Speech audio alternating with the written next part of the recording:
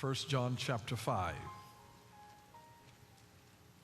Notice here, verse 1.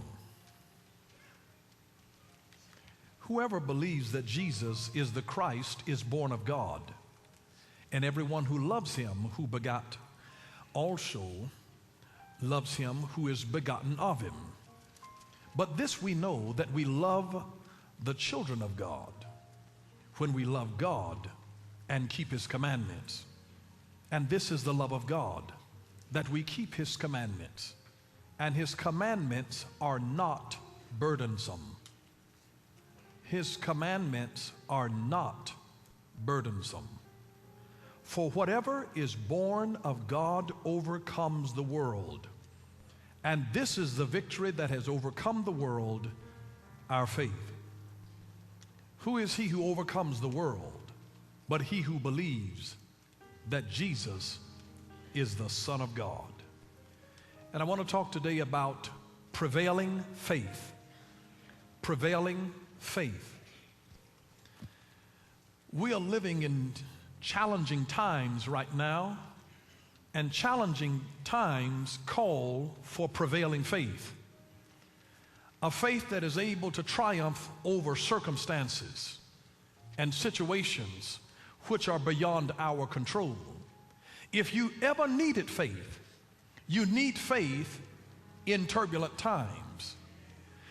We've all heard that tough times never last, but tough people do.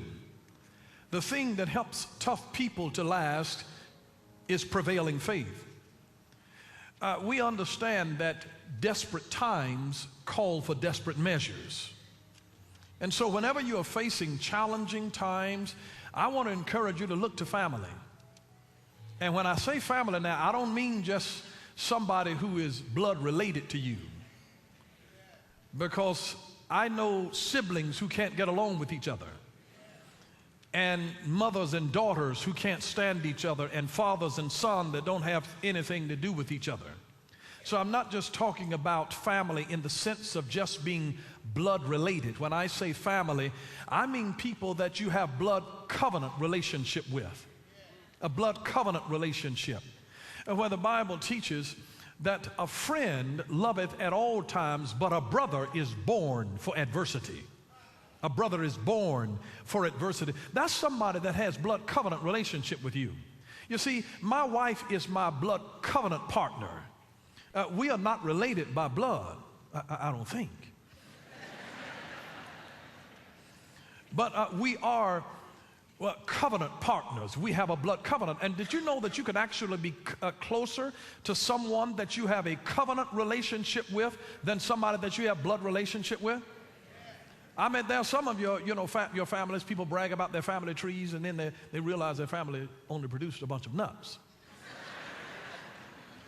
And so you have to realize that there are times that you have to build on covenant relationships. Covenant. You hear people say that blood is thicker than water, but covenant is stronger than blood. Because there are people that are blood related to you that will not have the loyalty to you that someone who has covenant relationship. And this is the reason that when Jesus was in a certain place and his family members were on the outside and they said, your mother and your brothers are here, and he said, who is my mother? Who are my brothers? And he said, those folks who are in covenant relationship, who do the will of my Father, those are my mother and my brothers. So he was talking about a covenant relationship. And so whenever you get into times of adversity, you need to deal with individuals that have covenant with you, who have cut covenant. And there's a loyalty that is based there, because a friend loves at all times, but a brother is born for adversity. Proverbs chapter 17 and verse 17. And whenever you get into a situation in life and you cannot see your way, that's when you need prevailing faith. Whenever you're working on something and you can't accomplish that thing on your own, that's when you need prevailing faith. If you ever get in a situation where debt is high and funds are low, that's when you need prevailing faith. Whenever you're diagnosed with a sickness and you seem like you can't get well, that's when you need prevailing faith. When it looks like your situation is impossible or it is taking too long for it to work out, that's when you need prevailing faith. When your relationship has suffered tremendous damage and you've tried talking and you still have not been able to work things out, that's when you need prevailing faith. But I want you to rest assured of this one thing, that without faith, it is impossible to please Him. It is not possible to please God if you don't have faith. In other words, if you live your life in such a way where you don't have to risk anything. Another word for faith sometimes is the word risk. There needs to be a risk that is involved where you don't necessarily have guarantees. It's a risk.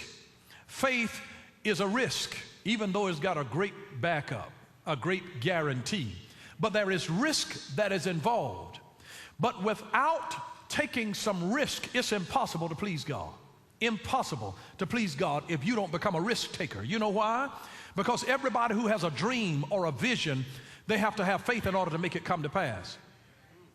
If it requires no faith in order to make it happen, I don't care whatever it is that you do, it won't win the attention of God. God will always give you an assignment that is bigger than what you can do by yourself, that will cost more than what you can afford. If you can pay for your dream out of your pocket, out of your accounts, out of putting all your nickels together, then your vision and dream didn't come from God. God would never give you a dream and then write Himself out of the script in your life. For without faith, it is impossible to please Him. And whoever comes to Him must believe that He is, and that He is a rewarder of them that diligently seek Him. Hebrews chapter 11, verse 6. We have to be able to understand that without faith, it is impossible to please God, and that He is a rewarder of them that diligently seek Him. If anybody's going to come to God, you must believe that He is. Our even going to God becomes proof positive that we believe that He is. I'm telling you that when you get in a real severe situation, a life and death situation, there are no atheists. Even if an atheist gets scared, they'll say, "Oh, Jesus. Oh, God." You'd be surprised. I'm just telling you that without faith, it is impossible, not possible to even please God. And so God will put you in situations where you have to have faith in order to even make it. If God put you in a situation where you never had to believe, and you never had to trust, where it was something that was beyond what you could do for yourself, by yourself, you'd be Xing God out of your life. God has made it where He builds Himself into our life. And I want you to know this, that when you have faith, notice what the word of the Lord says. I love it how it says, "For whatever is born of God overcomes the world." Whatever is born of God overcomes the world. Did you know that the faith that is a prevailing faith overcomes the world? Now, the moment that you even see the word